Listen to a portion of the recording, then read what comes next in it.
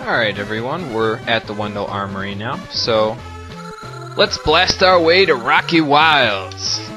Let's see if we can do it from right here, or if we have to... Nope, we can do it from right here. Alright, so we don't have to make a return trip to Lorimar just to blast to the Rocky Wilds.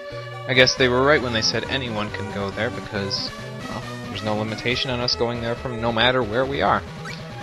So anyway, let's blast off to a new area, Rocky Wilds. You know, I never can get used to being inside of this thing. I mean, it's like 1 second I'm there, and then the next second, BAM! I'm gone. It's ridiculous. I love how I'm so nonchalant while I'm flying through midair to a land unknown. So, this is the Rocky Wilds. Wow, that's some drop. Don't want to head down there. Jeez. Let's save here real quick.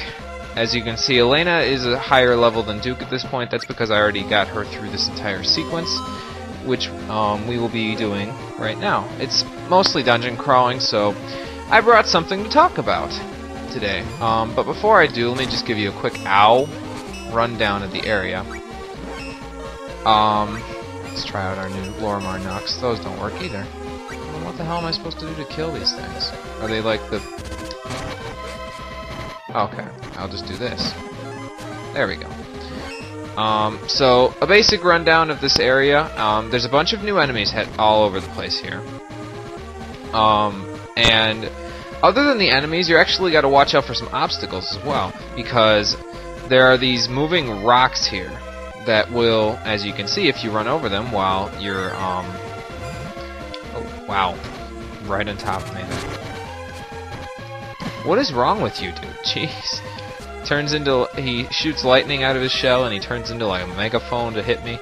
But the enemies are usually the least of your worries, because you got to watch out for these really small rocks that are floating around here, because they'll deal damage to you if you walk over them while they're in your path. So don't do it.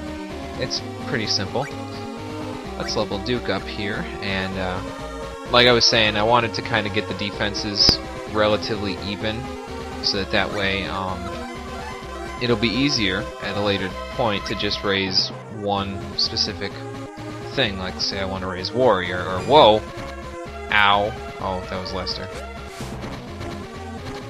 Now it was me, but those are gremlins. They're upgraded versions of the other ones, the imps, and that evil looking whatever it was a punkster. They're only available at night. Let's head this way first. You're gonna need... Oh my god, that one was coming like a rocket. Get out of here. You're gonna need the flail eventually in here as well. So, might want to have... If you aren't a fan of the bow, you can use the flail, so go for it.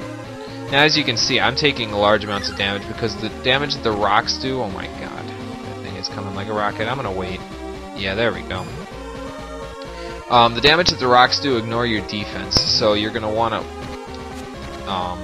kind of be careful of that. Another new enemy, I think this is, where is it? Night Sniper, that's what it's called. It's like a blood owl, except, well, green, apparently. Or that they've been feeding that thing. So anyway, like I said, I brought something to talk about, since this is going to be mostly dungeon crawling. I will try to get every single treasure while I'm talking here.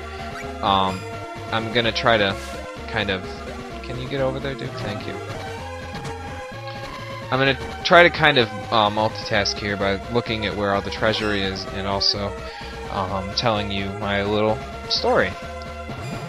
So today was another day of work for me. It was because right now the schedule is kind of awkward, because there isn't too much need for the workforce at this point, because it's a slow time to be working.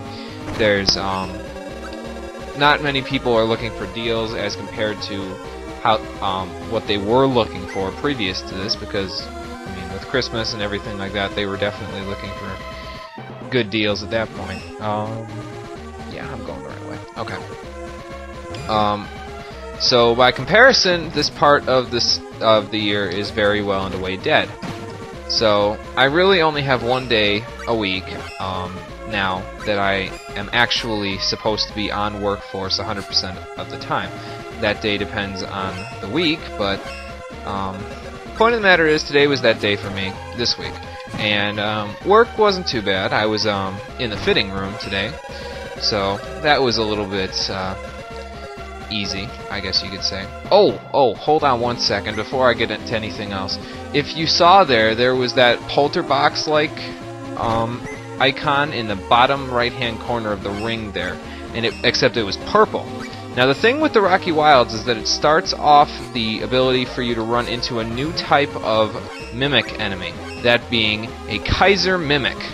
Now the Kaiser mimic is the upgraded polterbox, and that is a griffin claw, and it just almost really hurt me with whatever it just did. Can I hit it, please? Okay, apparently I can't hit it because it keeps swiping at me. There we go. That wasn't so bad.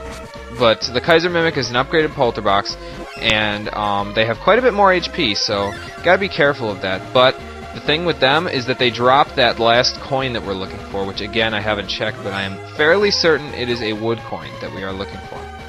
So that's the thing about Kaiser Mimics. Niccolo, you're totally gonna get squashed. Okay, I guess not. So that's the thing about Kaiser Mimics. So anyway, work was not too bad today. I was in the fitting room, which was kind of, it was a slow day and everything. There weren't too many people trying anything on and all that stuff, so whatever. That's fine by me.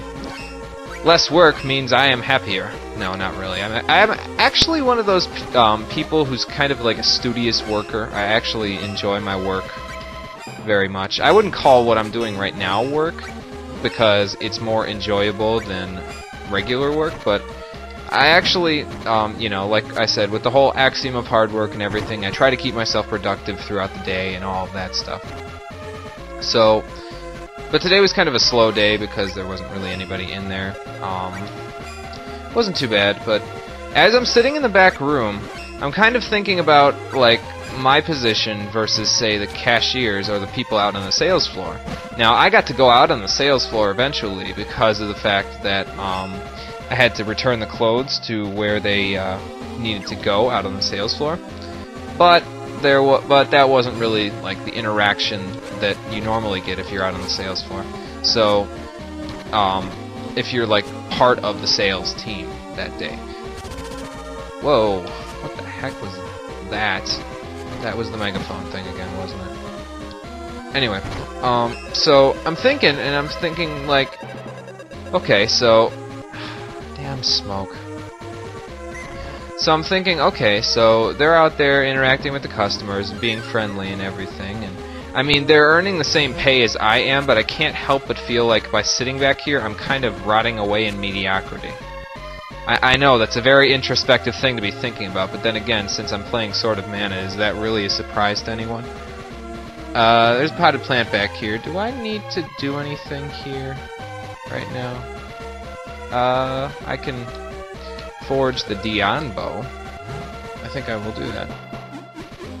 So I'm back there, and I'm thinking stupid things because, well, when it's a slow day like that, you kind of think either I sing to myself to pass the time because they have the speakers right above my head in the fitting room, so I kind of get to listen to the radio and I kind of sing to myself, or like, you know, sing in my head so that I'm not bothering anybody, but sing to myself to make the day go faster and make the folding go faster and all that stuff. Or I just start thinking about random crap that is ridiculous and probably not pertinent to my situation, like what I was thinking about today with the whole rotting in mediocrity in the back room thing. So, oh, that's why I wasn't doing so much damage with my bow. I just realized that. It's because I haven't upgraded it in quite a while. So, I'm thinking about that, and I'm thinking, you know, this is kind of similar to something else I'm doing. It's kind of similar to the whole YouTube thing that's going on, because, I mean, I don't mean to bring the topic back up, and I don't mean to complain again, but there's no one good weapon for this area. Yeah, get on your back, Griffin Claw. I will destroy you. So, like I was saying, it's kind of similar to the whole YouTube thing, because it's like YouTube is a very fickle and kind of it's like a very unusual system that causes you to become, let's say, popular on YouTube or not popular on YouTube. It really depends on very circumstantial factors that are well and way out of your control. It basically, popularity is gained on a whim on YouTube, because it's like, I mean, yes, if you have good quality videos, you're bound to be more popular, but not necessarily. Oh, by the way, over here is a wind geode. And that reminds me, the wind cyclops can show up on any screen that you can find a monster in the Rocky Wilds, so you might want to watch out for that. So, anyway, it's kind of based, the popularity factor on YouTube is kind of based on a whim, because, I mean, if you do video games, and you enjoy yourself doing the video games, that's all that really counts for you. But the point of the matter is that just because you're enjoying what you're doing, that doesn't necessarily mean people are going to look you up, you know what I mean? And it's like, I want to be a modest and an honest person, like a simple man with a simple plan here, on YouTube. I don't want to be, you know, like grasping for subscribers by doing something desperate and ridiculous or anything like that.